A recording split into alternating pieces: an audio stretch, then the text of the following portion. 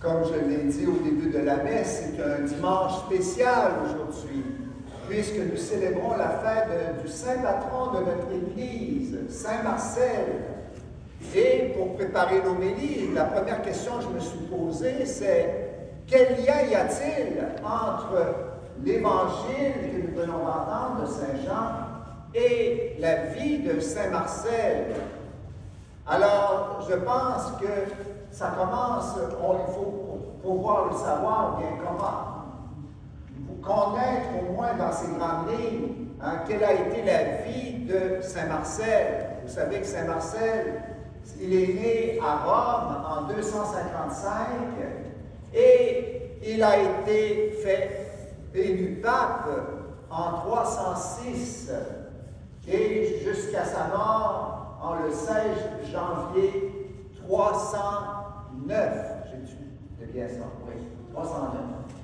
Alors, ce qui a marqué, je pense, c'est mon avis personnel, mais ce qui a marqué le plus le pontificat de Saint Marcel, c'est sa miséricorde qu'il a démontrée envers les lapsis, c'est-à-dire les personnes, parce que vous savez qu'il vivait dans un temps de persécution de l'Église par l'empereur Dioclétien, et il obligeait les chrétiens à adorer le Dieu des païens, le Dieu des Romains.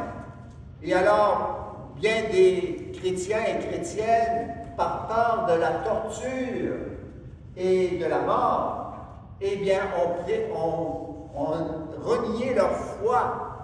Ils ont apostasié, comme on dit. Et alors, bien, après la persécution, ou vers la fin de la persécution, ces mêmes chrétiens et chrétiennes, eh bien, se sont repentis et ils ont voulu réintégrer la communauté chrétienne. Et on leur imposait des pénitences très, très lourdes, très dures. Et alors, le pape Saint Marcel, dans un élan de bonté, de compassion et de miséricorde, eh bien, il a adouci énormément les pénitences qui étaient exigées à ces chrétiens et chrétiennes. Et alors, bien, c'est un peu, je pense, le point qui, à mon avis, rejoint l'Évangile d'aujourd'hui en Saint Jean-Baptiste. Lorsqu'il veut présenter Jésus, il dit cette phrase que l'on répète à chaque dimanche à la messe. « Voici l'agneau de Dieu qui enlève le péché du monde. » Alors, Jésus est décrit comme l'agneau de Dieu.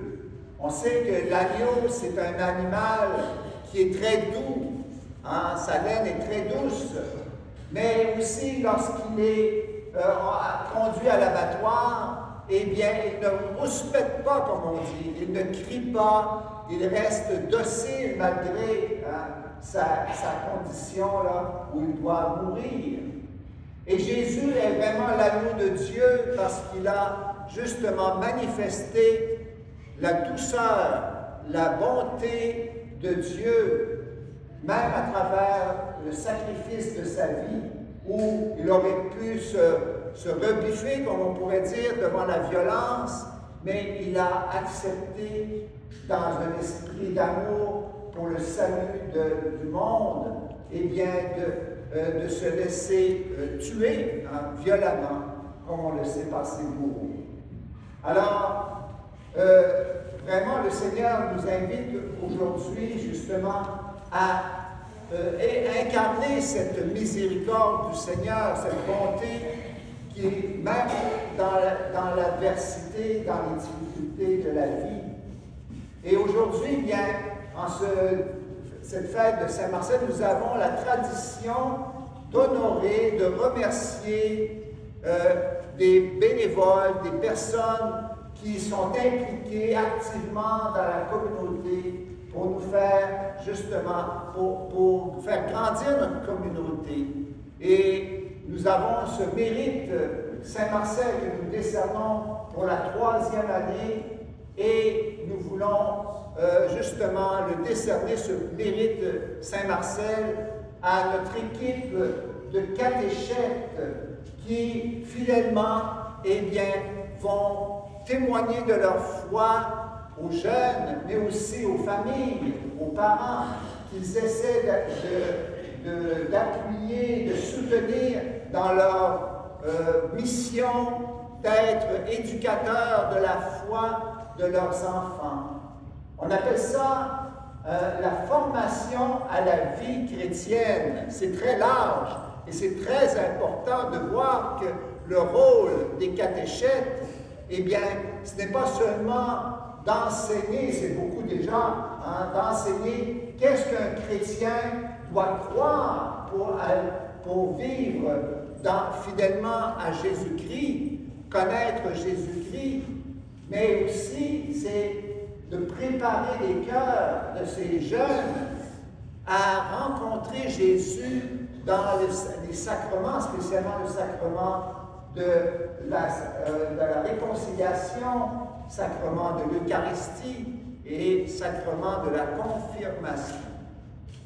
Et alors, il y a aussi une autre, je dirais, un autre rôle de la formation de la vie chrétienne, c'est de comment ça vit ça un chrétien. En fait, ça devrait vivre dans la charité, dans l'amour. Et alors, ça nous amène, cela, je pense, à voir que les catéchètes sont vraiment des acteurs importants pour réaliser l'énoncé de notre mission pastorale qui est écrit plutôt sur le mur.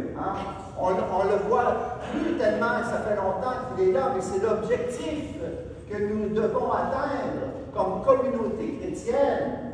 Quel est cet objectif que le Seigneur nous présente?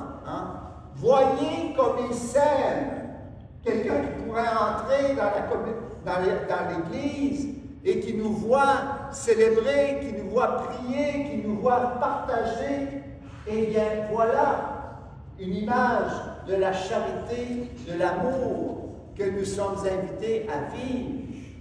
Et Saint Paul disait, dans nos rassemblements chrétiens, eh bien, s'il n'y a pas l'amour entre nous, nous sommes comme des cymbales qui résonnent. Alors, ça résonne dans le vide. Et alors, bien, justement, c'est une occasion pour nous, là, en honorant et en remerciant les catéchètes, de nous stimuler pour pouvoir accomplir, réaliser cet objectif que nous avons de vivre dans la charité, dans l'amour mutuel. Et cet amour, frères et sœurs, eh bien, il a plusieurs noms, parce que c'est grand l'amour. L'amour de Dieu, l'amour du prochain.